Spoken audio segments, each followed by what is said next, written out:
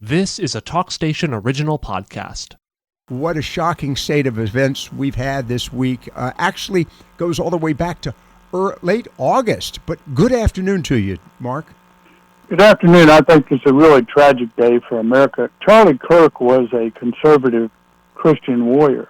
Right. He had a big heart, and I considered him probably the most effective conservative in the last 40 years, other than Ronald Reagan and perhaps Newt Gingrich. I mean, what he did on campus and talking to kids about conservatism and mobilizing them really put President Trump over the top. Right.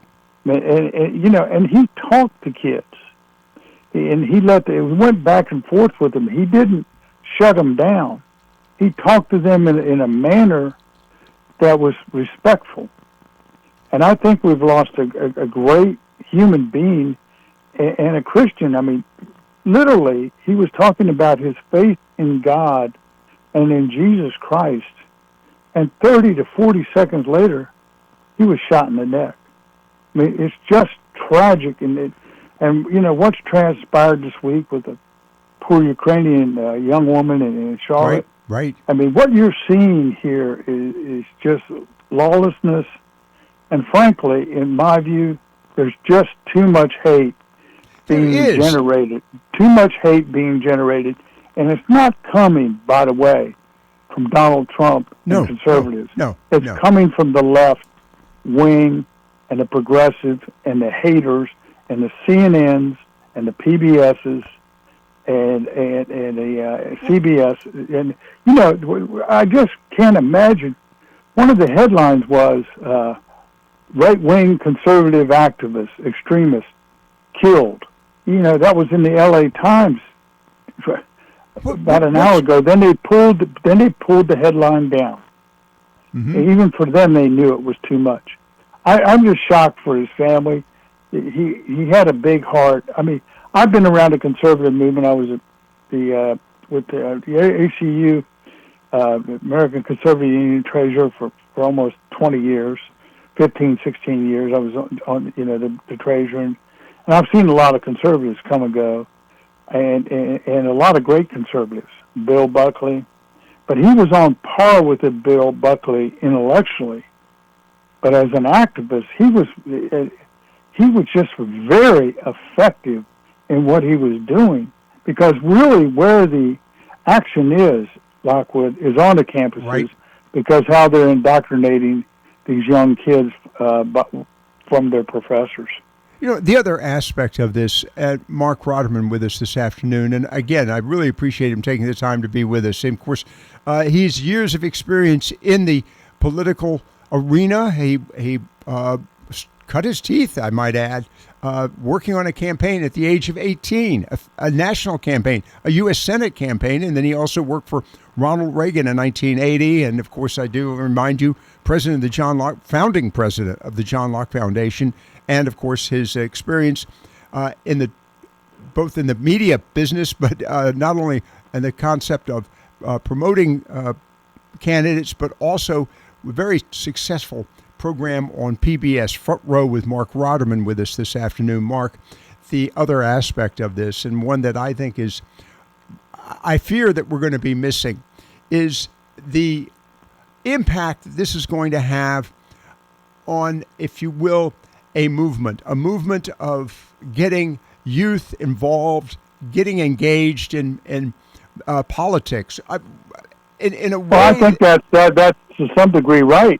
And the other thing you have to understand is, like Megyn Kelly, and Charlie Kirk and several others were going to go on a tour of campuses next week.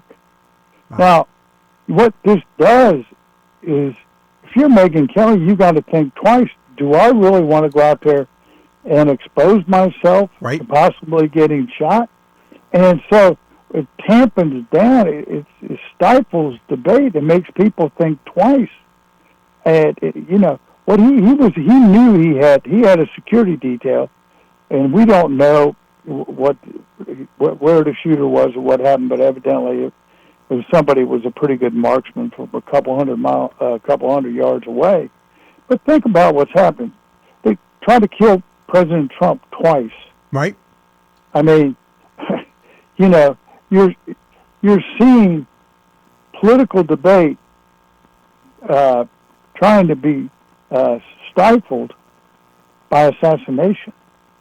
And I haven't seen anything like this, really, since the late 60s with Robert Kennedy.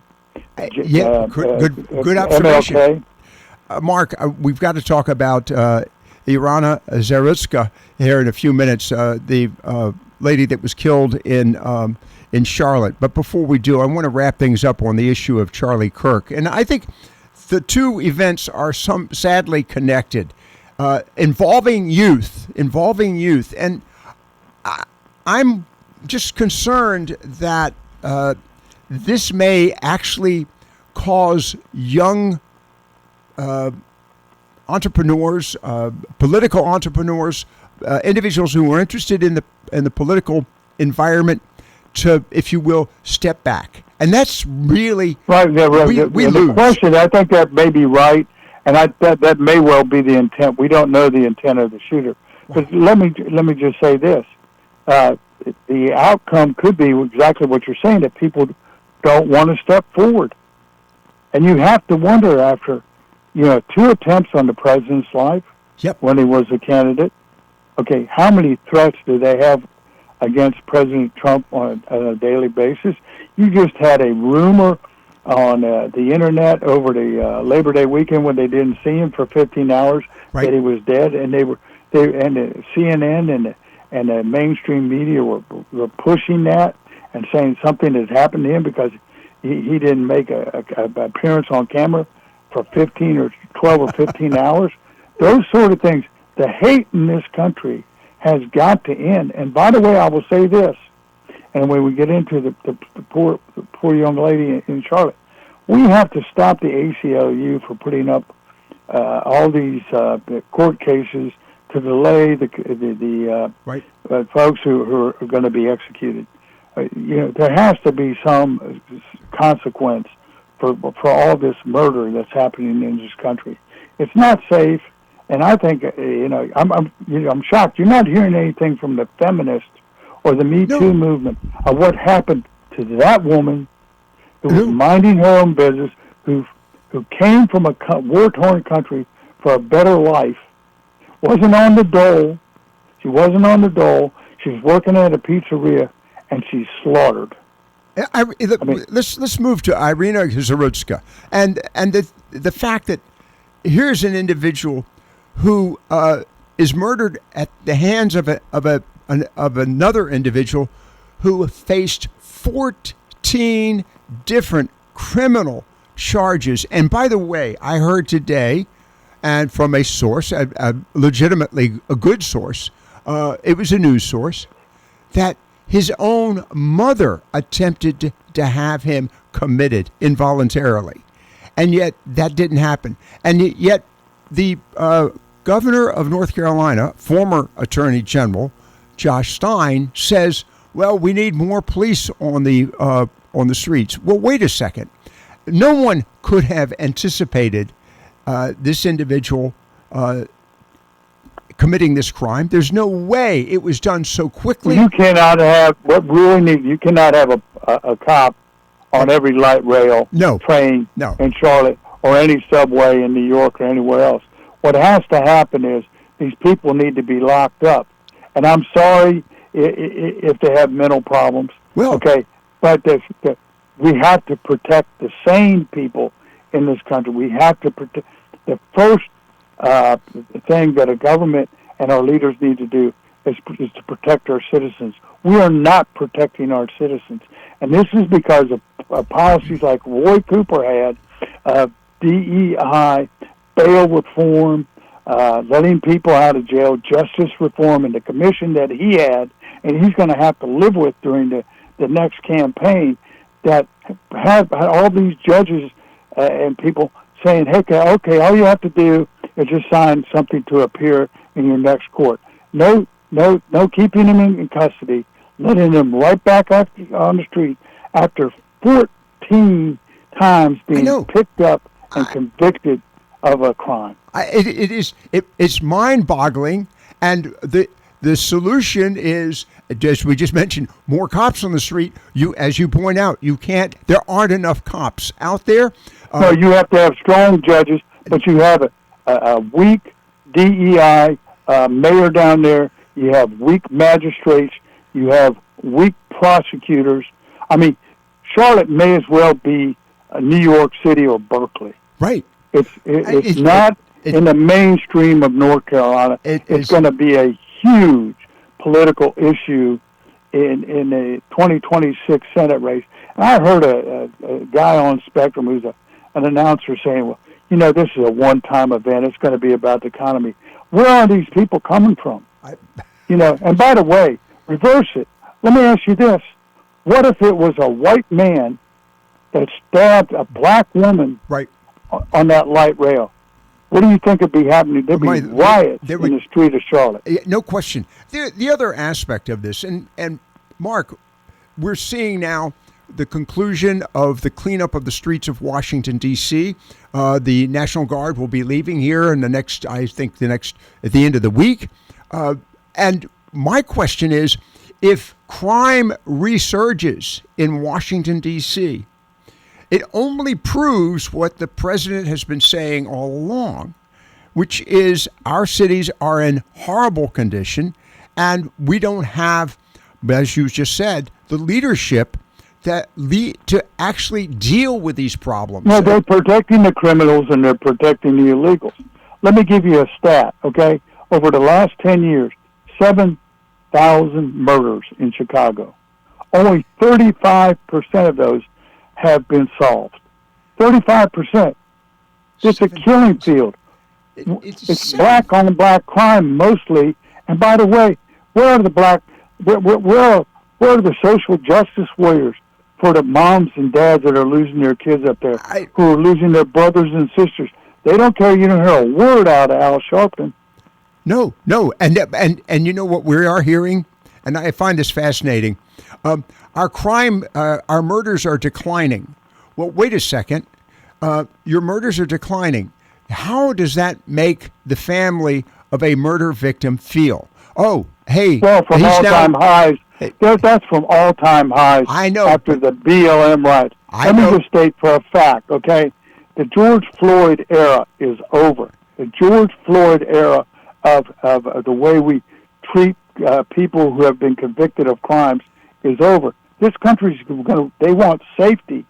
They don't want people let out, and they don't want virtue signaling. People want to be safe. And I don't care what color you are. They want to be safe. And by the way, the residents of the south side of Chicago would love to have President Trump send in the National Guard. But we have a very comfortable white governor, and a comfortable black mayor who are not, they are walking the political line.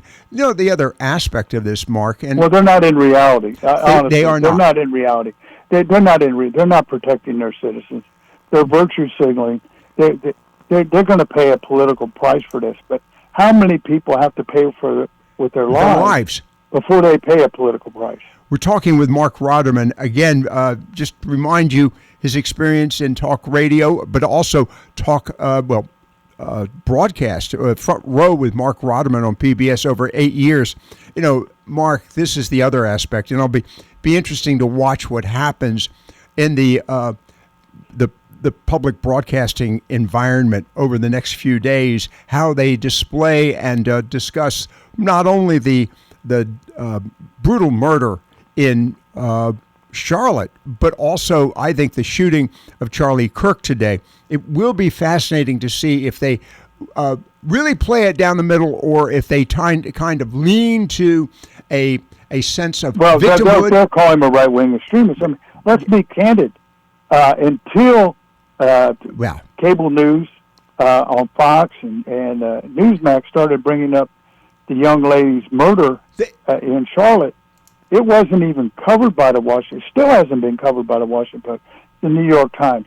CNN barely a mention. Now they're arguing about it because they have to talk about it, because social media went on fire. But they ignored it. And by the way, the mayor down there didn't want the tape released.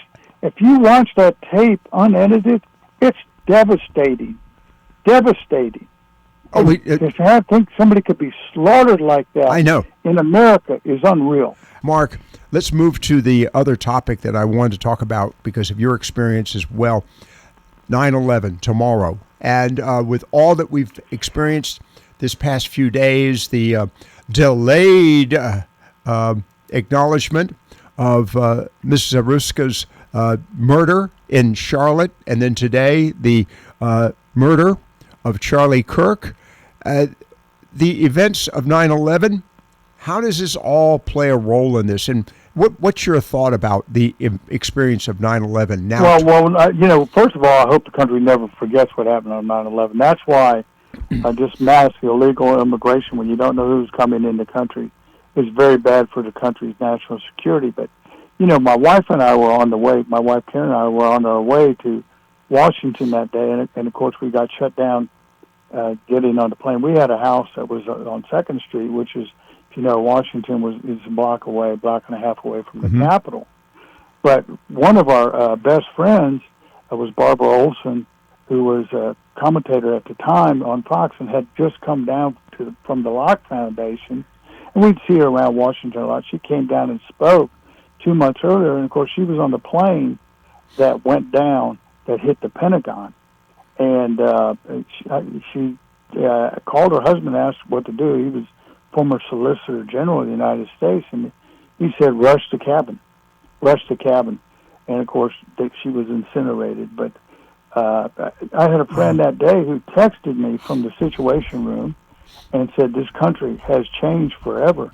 And he said, Dick Cheney just announced if another plane comes towards the Capitol, he is authorized for the Air Force to shoot it down. People forget that. And it may not be of that magnitude, but we actually do not know who's in this country now. When you let in 20 million people, you have to assume there's some bad actors came in from the Mideast. The other aspect of this, good point, Mark. And Mark, the other aspect, I think, is the need for leadership. I've been complaining now for quite some time, and I think we have a leader in Washington, D.C., yes, and Donald Trump, the President of the United States. And I know that he aggravates a lot of people, even those that support him. But one thing you will say about him, two things. Number one, he's very accessible. He will respond. He will talk back to you. He will give you a response. Number two, he's not afraid of making people unhappy, or for that matter, and as a result, for that matter, to lead. He will lead. And I just worry at times. Well, what I think he is, just not to interrupt, I think he's an activist president. He is. And really, we have not had an activist president since Teddy Roosevelt. When you look at the tariffs, good point. When you look what he's doing to interdict drug shipments. Right. We've complained about that for 40 years, and we've gone down and talked to the leaders of Colombia, and we've sent special forces. What has that gotten us? And we had Kamala Harris was, right. You're going to stop illegal. But what Trump is doing is saying, we're going to stop this. Now, I would argue that Trump is one of the most responsible presidents we've had since Ronald Reagan, period. We've all said, they've said there's been a war on drugs. He is taking, when he designated the cartels as terrorists, he can operate with impunity, whether it's in Colombia, whether it's in Mexico, whether it's in Venezuela. He's going to stop it. And let me say something else. With all the firepower he has down there with the armada of our carriers and some of our destroyers and our planes, he's reinforcing the Monroe Doctrine. China has been making great inroads in some of these South American countries and in Panama, and he's saying it's enough. We're not doing it. I think it's very smart, but he has been handed so many problems. And, where I would disagree with you is I don't think he's as aggravating as he was the first term, but remember, he was under attack all the time, constantly. Right. When his first term, and I think what he's doing is, and he's put a A team around him of young, very young, thoughtful, responsible conservatives in key positions that can go on and lead this country after he's gone. Well, all right, with just a few minutes left, Mark Rotterman with us. Mark, let's bring this full circle back to Charlie Kirk. Charlie Kirk was a leader, a young leader. I want to stress the word young. He was, with Turning Point USA, promoting an avenue for young conservative but young leaders. And it strikes me that what's happening now is there's this resistance to leadership, to people who are willing to stand firm. Your thoughts on that? Well, he was a game changer, and he made it cool to be a conservative on campus. And there's a lot more young people, particularly young men, coming forward that's saying they're conservatives on campus now. Okay, I think he was a game changer. I think he was intellectually as smart as Bill Buckley, but he was, in an odd way, he was a community organizer like Obama. Right. He could, but from a conservative standpoint, he generated votes. And again, he got turnouts like you haven't seen for Republicans, and particularly for Donald Trump in the 2024 election, that put him over the top. And remember, Trump won the Electoral College, and he won the key battleground states. That's a good point. And that was in a large part due to Charlie Kirk's efforts. But when you look at him and you look at the totality of what he's done, he was a conservative, he was a Christian first and a conservative second. And I think he was a very decent person. And I think the country's lost a very good man. And lost a leader. I want to thank you, Mark, for taking the time to be with us this afternoon. Totally unexpected on your part, but you've done a great job. I appreciate it much. And by the way, I just want to make you aware of this. President Trump has ordered all American flags to be lowered to half staff until Sunday evening at 6 p.m. in honor of Charlie Kirk. And I think that's an important story as well. The president, to your point, Mark, the president realizes the value that Charlie brings to this country. I think it's a very important issue.